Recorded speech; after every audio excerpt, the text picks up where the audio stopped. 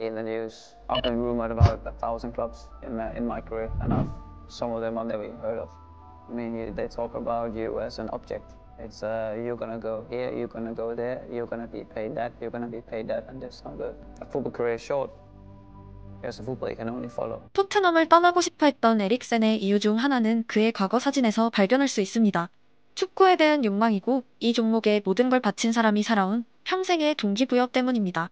비온 날에도 공을 찼던 소년의 사진이 왜 위대한 도전의 서막이었고 축구에 미친 남자 두 명의 만남은 어떤 의미였을까요? 금주 에릭센의 은퇴를 말하는 기사들이 나타났고 실제로 그의 거취는 불투명한 상태입니다. 3개국 6개 팀이 탐냈던 황금의 오른발은 여전하지만 심정 문제 이후 그의 신체는 예상보다 이른 현역 마무리로 향하고 있습니다. 에릭센의 축구가 어떤 레벨이었는지는 동료이다 친구 손흥민의 말에 강하게 녹아 있습니다. With Christian, obviously I'm missing a lot because he's just fantastic player, and literally I could watch him, all day to playing. I think Danish people could be so proud to having this guy on your country. I'm so jealous that he could be South Korean. Playing with him together in my country would be amazing. Had Christian Eriksen was really, really enjoyable, happy, and amazing player. Before he joined Spurs, I loved him. I actually loved him because he was a similar player like Christian Eriksen, I would say.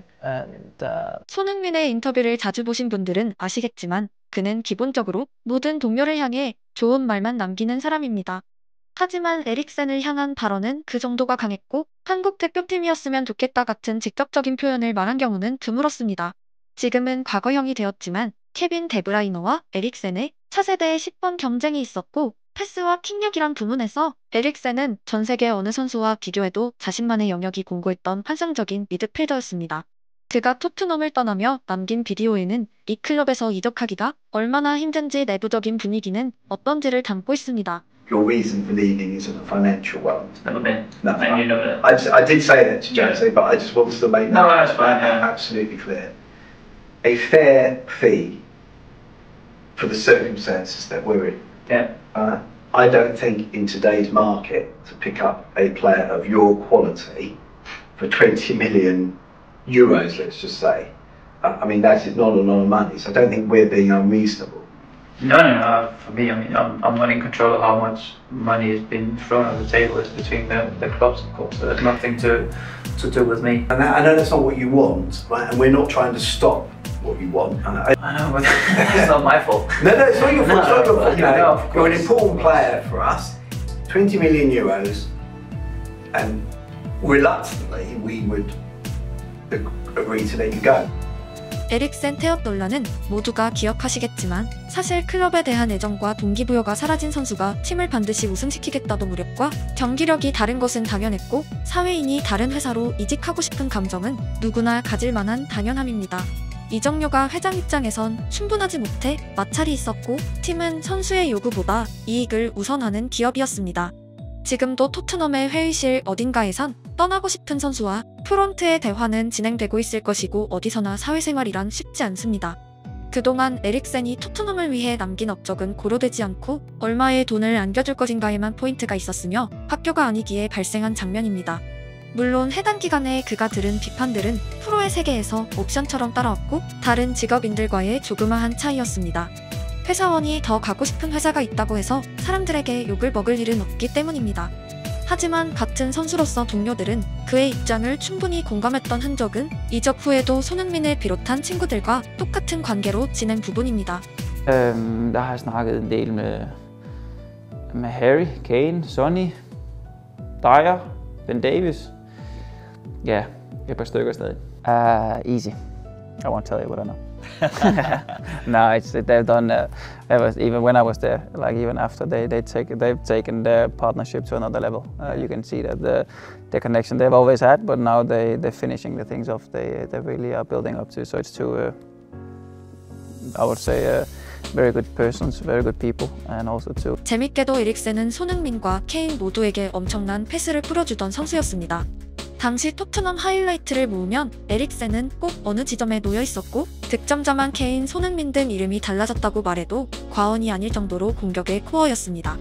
그의 기준에서 데스크 시절의 손캐 듀오는 사실 서로를 활용한다는 측면에서는 최고 수준이 아니었고 이가 있어야만 H와 S가 연결될 수 있었습니다. 결국 그가 빠진 토트넘은 라스트 패스가 실종되었고 무리뉴의 선택은 케인을 내려서 10번으로 활용하는 반전으로 이어졌습니다. 에릭센이 있었다면 손캐 듀오의 최다 합작골은 없었다고 말해도 어색하지 않은 이유는 10번 케인이 나타나지 않았을 것이기 때문입니다. 축구나 사회나 현상의 뒤편에는 수많은 실타래가 엉켜 있습니다. 손흥민과 에릭센 최대의 차이가 있다면 성장 과정이었습니다. 에릭센은 1992년 발렌타인데이에 덴마크에서 태어났고 많은 프로 선수들과 달리 최초의 경쟁자 형이 없었습니다. 여동생이 있었고 재밌게도 오빠와 함께 공을 차고 자란 루이스를 막을 사람은 동네에는 없었으며 미래의 덴마크 여자 국가대표팀의 여정으로 이어지는 스토리입니다. 미델파르트라는 팀에서 출발한 에릭센의 여정은 패배의 역사였습니다. 지역 최강의 팀이었지만 전국 무대에선 이기지 못했고 덴마크 청소년 선수권 대회에서의 탈락은 동네 최강을 자부했던 아이들에겐 뼈아팠습니다. 반전은 팀은 탈락해도 에릭센 개인은 베스트 테크니션으로 선정된 부분입니다. 그를 향한 유럽의 관심이 시작된 계기이고 15살의 에릭센에게 인생 최고의 선물이 도착합니다. 이름만으로도 설레는 바르셀로나, 밀란, 첼시 3개의 팀에서 날아온 테스트 제안입니다. 태어나자마자 공을 가지고 놀았던 꼬마 아이가 TV로 보던 선수들과 같은 유니폼을 입을지도 모른다는 현실이 얼마나 거대했을지 상상이 되시나요? 그는 라이언 긱스, 지단, 베컴 같은 위대한 선수들의 영상을 보고 모방하며 밤낮으로 훈련하기 시작합니다. 오직 테스트를 위해 말 그대로 15년 인생의 모든 노력을 집중하기 시작했고 밤새 훈련했던 문장이 사실일지도 모른다는 흔적은 사진 한 장입니다.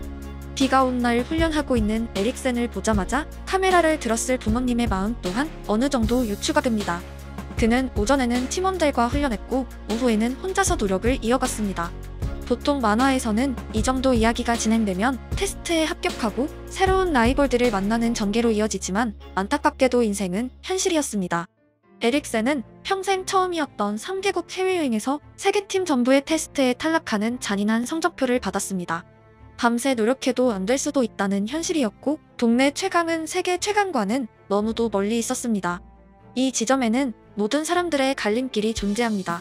노력해도 안 된다면 이제 하지 않겠다는 사람과 될 때까지 온몸을 던져버리는 사람입니다. 에릭센은 후자였습니다.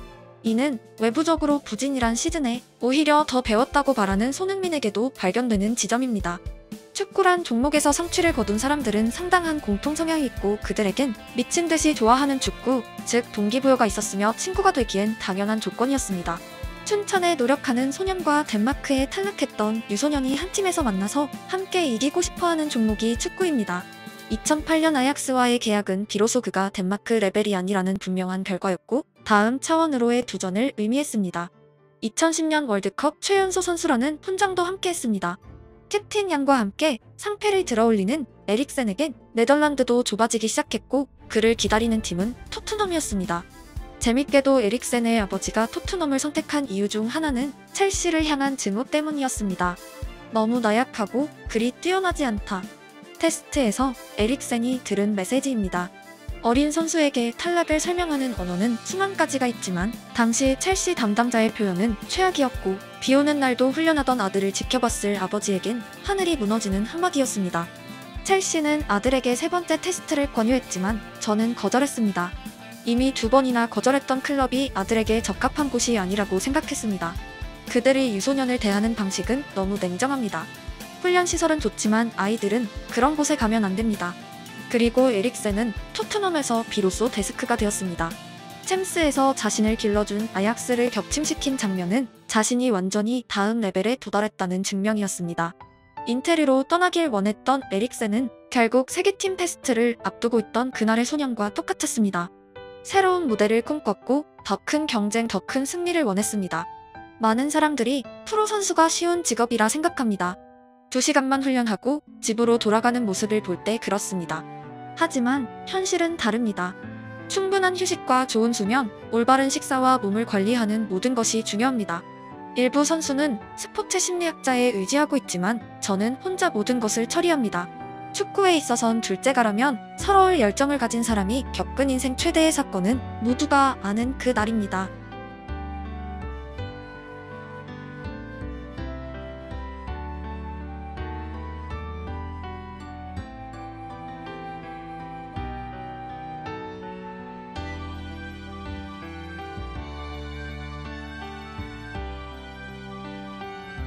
하지만 심장은 그의 축구를 멈춰 세우진 못했습니다.